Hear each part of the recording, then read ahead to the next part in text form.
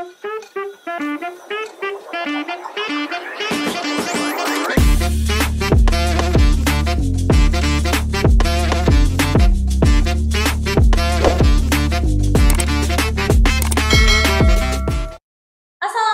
warahmatullahi wabarakatuh.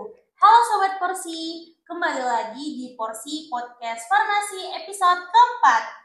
Kali ini kita akan menyajikan cerita menarik dari teman-teman mahasiswa baru angkatan 2024 di jurusan Farmasi UIN Alauddin Makassar. Nah, saya Nurul Fadia Reskianti selaku moderator akan berbincang-bincang santai dengan teman-teman angkatan 2024. Tapi sebelum itu mungkin lebih baik teman-teman dari angkatan 2024 ini perkenalan diri terlebih dahulu. Mungkin dimulai dari saya. Ya. Oh ya, boleh. Halo, perkenalkan nama saya Adam Ahmad Najimain, biasa dipanggil Adam. Iya. Hai, nama saya Fadila Zahra, biasa dipanggil Dila. Nah, baik. Jadi nama kamu Adam dan Dila. Iya. Nah, jadi kita ini akan membahas perjalanan kalian sebagai mahasiswa baru, tantangan yang kalian hadapi, dan bagaimana kalian beradaptasi di dunia kampus. Mungkin untuk pertanyaan pertama dimulai dari Adam ya. Oh iya, boleh. Jadi apa motivasi Adam untuk memilih jurusan farmasi di UIN Alauddin Makassar? Jadi motivasi saya itu masuk farmasi ya supaya ingin membantu masyarakat umum yang menjadi main karakter di umum lah, di masyarakat umum. Oh, Iya. gitu ya. Terus untuk Dila sendiri, bagaimana motivasi kamu memilih jurusan farmasi di kampus UIN Alauddin Makassar? Baik, jika berbicara tentang mengapa memilih farmasi di kampus UIN Alauddin Makassar, itu adalah pilihan orang tua saya, dan yang merupakan bilang kayak misalkan saya terserah pilihkan jurusan saya karena saya yakin saya apapun yang disuruh untuk saya itu saya insya Allah saya berusaha untuk baik, untuk tetap baik, untuk tetap berusaha semaksimal mungkin. Ya, keren-keren sekali ya motivasi kalian. Nah, untuk pertanyaan kedua nih, kan ini kalian Adam dan Dila kan sudah kuliah beberapa bulan. Nah, apa sih tantangan kalian sebagai mahasiswa baru dan bagaimana kalian mengatasi tantangan tersebut? Mungkin dimulai dari Dila lagi. Tantangan dalam bidang farmasi, Kak. Iya. Kan sudah beberapa bulan kan jalani perkuliahan di farmasi. Nah, apa tantangan besar yang kamu dapat? Terus bagaimana Dila atasi tantangan tersebut? Jadi tantangan terbesarnya itu ketika mulai masuk blok-blok yang membahas tentang farmasi itu sendiri. Dimana kan pada awalnya kita yang dari MA misalkan, MA Putri, kita kan tidak terlalu terpapar bagaimana itu tentang ilmu-ilmu farmasi, bagaimana kita sebagai anak yang minim lah Kak, minim kalau mau dibilang ilmu tentang begitunya Kak. Nah, tantangan tersendiri itu bagaimana kita untuk berusaha menyeimbangkan begitu Kak. Iya. Bagaimana cara kita untuk menyeimbangkan dari otomatis kan ada banyak teman-teman yang pada dasarnya mereka sudah punya ilmunya, sedangkan saya yang dari latar belakang MA Iya. Pasti masih kurang. Iya, masih kurang Kak, itu tantangan pertamanya. Kemudian atur waktu itu sebenarnya Kak. Ya karena betul-betul sih sibuk sekali. Ya kalau farmasi Iya, kalau itu, sudah masuk blog nah, tentang bagaimana farmasi, Kak. kamu mengatasi tantangan itu? Oh, yang pertama cara mengatasi saya itu saya mencatat misalkan apa-apa hal yang penting, apa-apa yang perlu untuk dilakukan, yang paling penting lah begitu, kegiatan apa yang paling penting, terus manajemen waktunya sih Kak, kayak bilang oh ini dulu yang harus kukerja, oh ini setelah ini kayak gitu Kak. Oh berarti manajemen waktu ya? Iya. Nah baik, selanjutnya untuk Adam sendiri, apa tantangan terbesar yang sudah kamu rasakan gitu, terus bagaimana kamu atasi tantangan tersebut? Oh iya, tantangan saya itu sama seperti Dila tadi. Tantangan saya itu ada di mata kuliahnya. Tentu mata kuliahnya itu ya apa saya masih semester pertama, tentu masih ada pelajaran SMA, tapi ini pelajaran SMA-nya beda dari SMA yang lain yang biasa.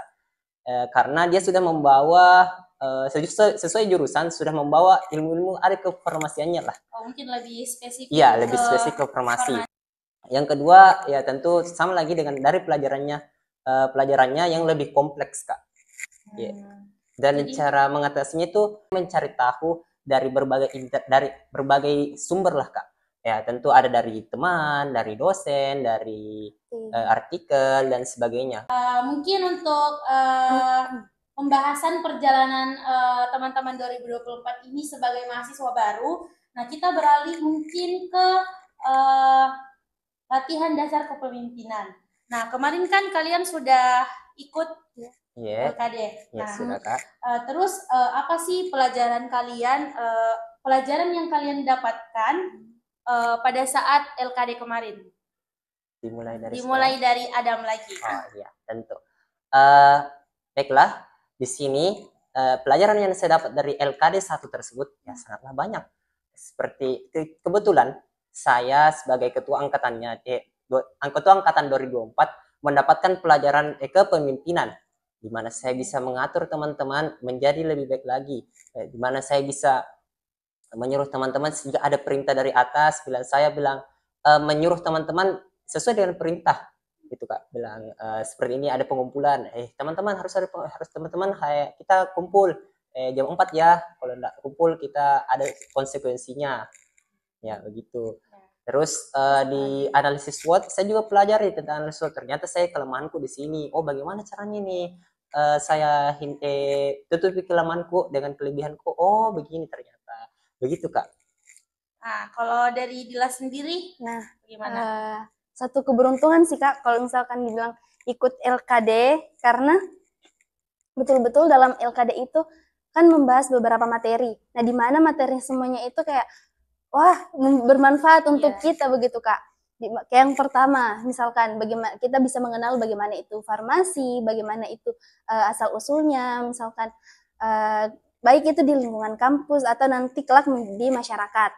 Nah, yang kedua ternyata saya baru tahu ternyata ada dibilang analisis SWOT. Nah itu Kak, yang betul-betul kayak oh ternyata analisis SWOT kita bisa mengetahui apa sih kelebihan, kekurangan, apa kesempatan, apa kira-kira ancaman yang dapat kita peroleh begitu Kak. Dimana dengan itu kita dapat memanfaatkan menjadi oh ini loh bisa saya punya strategi dari ini, dari analisis SWOT yang sudah saya lakukan. Nah setelah itu kayak oh ternyata kita bisa mengetahui potensi dan apa saja sih yang harus kita lakukan ke depannya. Apalagi kan kita sebagai mahasiswa baru. Nah, selanjutnya materi tentang kepemimpinan juga, Kak. Nah, di situ kayak, oh, meskipun kita perempuan, misalkan saya, meskipun kita perempuan, kita tetap bisa menjadi pemimpin. Di mana menjadi ketua itu tidak serta-merta hanya memperhatikan gender begitu, Kak. Ya, laki-laki sebagai pemimpin tidak, hanya saja bagaimana kalau misalkan untuk menjadi pemimpin itu kita mengetahui potensi, bisa menggali begitu Kak. Dan saya bangga pernah ikut latihan dasar kepemimpinan. Oh iya, bagus sekali ya. Jadi dari pengalaman LK itu mungkin pasti ada momen-momen menarik yang kalian dapatkan tuh dari LK kemarin. Nah, mungkin bisa kalian jelaskan atau ceritakan ke teman-teman Porsi momen menarik apa yang kamu dapatkan yang bisa memberikan dampak bagi kamu, mau itu dalam kehidupan sehari-hari atau di dalam kampus. Mungkin dari Dila. Dari saya pengalaman menarik itu ketika saya sudah berani untuk memulai mengangkat tangan. Hal sederhana seperti itu yang jarang bisa orang sadari, ternyata mengangkat tangan, berbicara adalah sesuatu yang memang harus dilatih. Di mana waktu pengkaderan kemarin saya berhasil untuk melatih hal tersebut begitu Kak. Dan saya bisa melihat ternyata untuk selanjutnya kita itu perlu yang namanya kerjasama, dimana ketika kita mengetahui apa tadi world building, Iya. ya tim world building, dimana kayak oh ternyata dengan kerjasama ini kita bisa mengetahui bagaimana cara memanajemen teman-teman kayak dengan kemampuannya kayak seperti itu Kak. Nah, kalau Adam sendiri, Kalau dari saya Kak, mungkin ini hal sederhana Kak, yaitu disuruh diperdebatkan bakso Mas Baim. Ya. Kenapa? Di Kenapa situ baksonya Mas Baim? Baksonya enak. Disuruh diperdebatkan bakso Mas Baim. Di situ saya belajar tentang mengungkapkan pendapat saya Kak. Saya berani mengungkapkan pendapat saya. Walaupun memang sederhana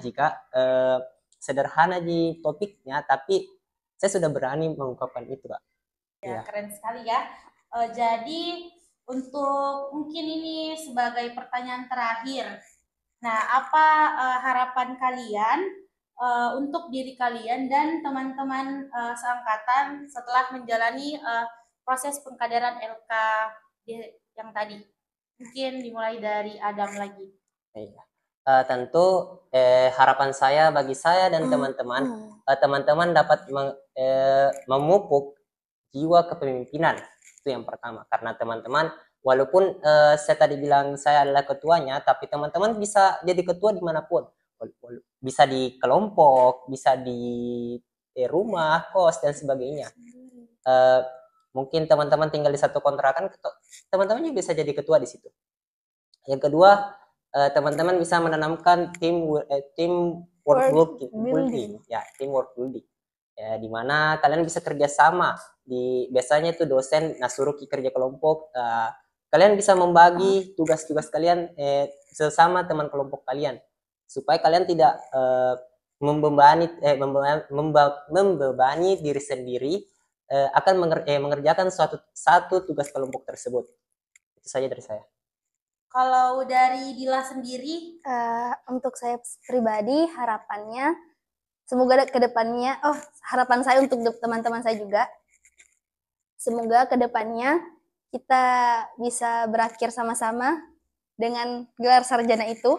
Amin, amin. Semoga kuat sampai akhir. Ya. Dan saya harap kita bisa memberikan kontribusi yang baik untuk nusa, bangsa, dan agama, dan jaga solidaritasnya, gitu Kak. Oke, baik. Mungkin itu saja dari perbincangan kita di podcast episode keempat ini, dan sangat keren dari jawaban teman-teman angkatan 2024. Dan saya ucapkan terima kasih banyak untuk Adam dan Dila yang telah berbagi cerita dan pengalamannya, dan bisa semoga untuk obrolan kita ini bisa menginspirasi banyak orang. Dan jangan lupa like, komen, dan subscribe YouTube HMD Farmasi UINAM. Sampai jumpa.